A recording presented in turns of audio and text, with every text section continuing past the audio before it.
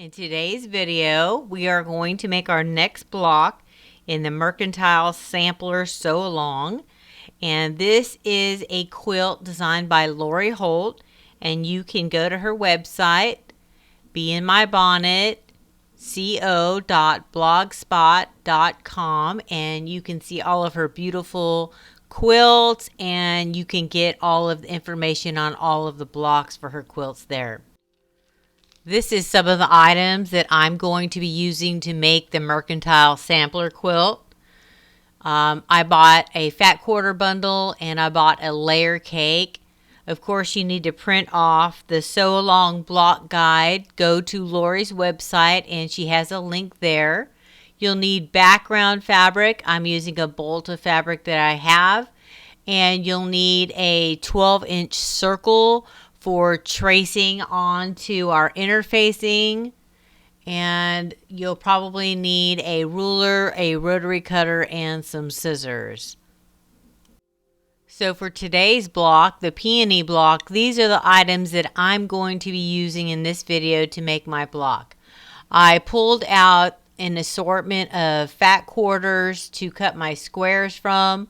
Of course, I have my circle ruler, I have my interfacing, I have my pattern, scissors, rotary cutter, a ruler, and my background fabric. This is our peony block diagram. It shows you the layout of all of your fabrics, the color placement. The blocks are labeled with a letter which will correspond to the cutting instructions, and then it shows you the sashing and the measurements of our sashing. This is a list of the cutting instructions for all of our blocks for our pieced peony. Okay, so it has our background fabric and our printed fabrics, and then of course our sashing borders. Okay, these are our squares for our half square triangles. Now, what we're going to do with these is we're going to get 2 half square triangles out of each pairing. So we have a printed fabric and a background square. We're going to put them right sides together. You're going to draw a line from corner to corner, and you're going to stitch a 1/4 inch on this side of the line and a 1/4 inch on this side of the line. And then we'll cut it down the center, and when we open it, we should have 2 half square triangles. Okay?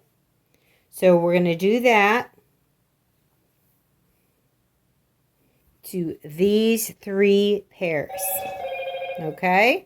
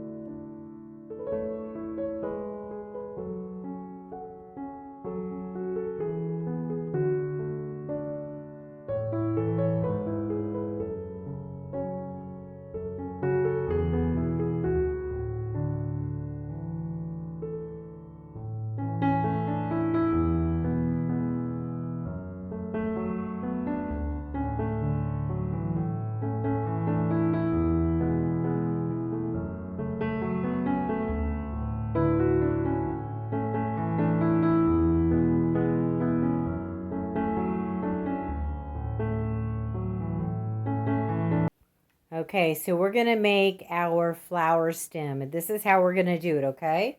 So our stem piece in the middle is 3.5. These are 3 inches, and this is 2 1/4 inch square. These are your background fabrics. This is our stem. So the first thing we're going to do is we're going to take one of these squares and we're going to put it in the corner. We're going to stitch it from corner to corner here. And we'll flip it back.